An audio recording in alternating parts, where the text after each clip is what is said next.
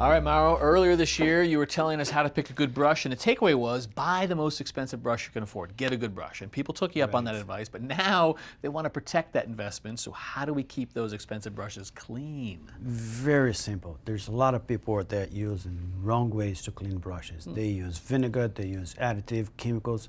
It all don't. All right, keep it simple. So what is the process? The process is very easy. It's always start with your paint. Don't load up your brush more than you need to. The 2 finger is the way to go. Just dip your brush. So less is more, huh? Less is better and more. That's right. And then from here, we're going to clean this brush right away. Immediately after your paint is done, start to clean. Always the right side up. Work with your fingers on into the bristles. All you need is warm water. If you need to, a little soap. Okay. That's all you do. And look at you, just sort of working it with your fingers, massaging it out there. Just give it a little massage. Push this paint out from the ferrule. And one important tip, Kevin, never turn your brush upside down. Really?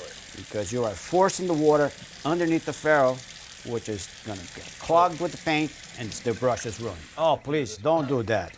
Although you would, I mean, I could see, I mean, it sort of opens up all the bristles. You are damaging the brushes right there. That's not good, huh? Not good, and I'll show you why. All right.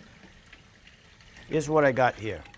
Look at you with your cutaways. I got 2 brushes, a brand new one and a bad one. So here's the ferrule. Here's the ferrule.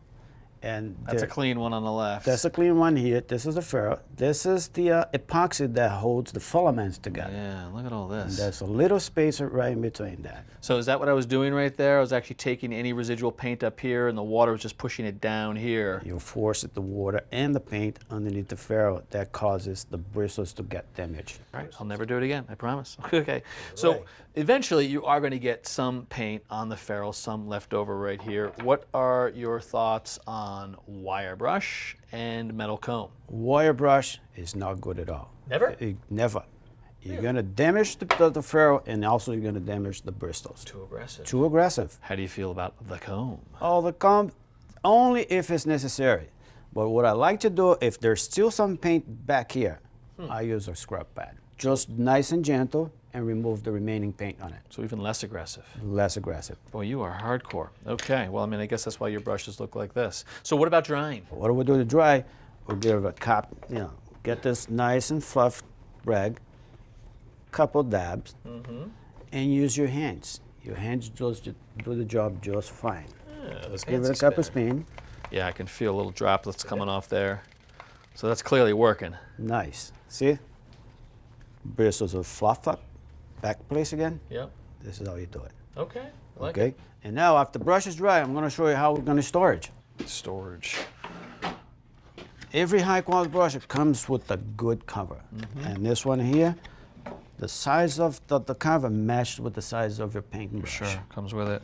So with this it. one's a tapered brush, so the cover's tapered. This one's 2.5 inches, same for the cover. 2.5 inches.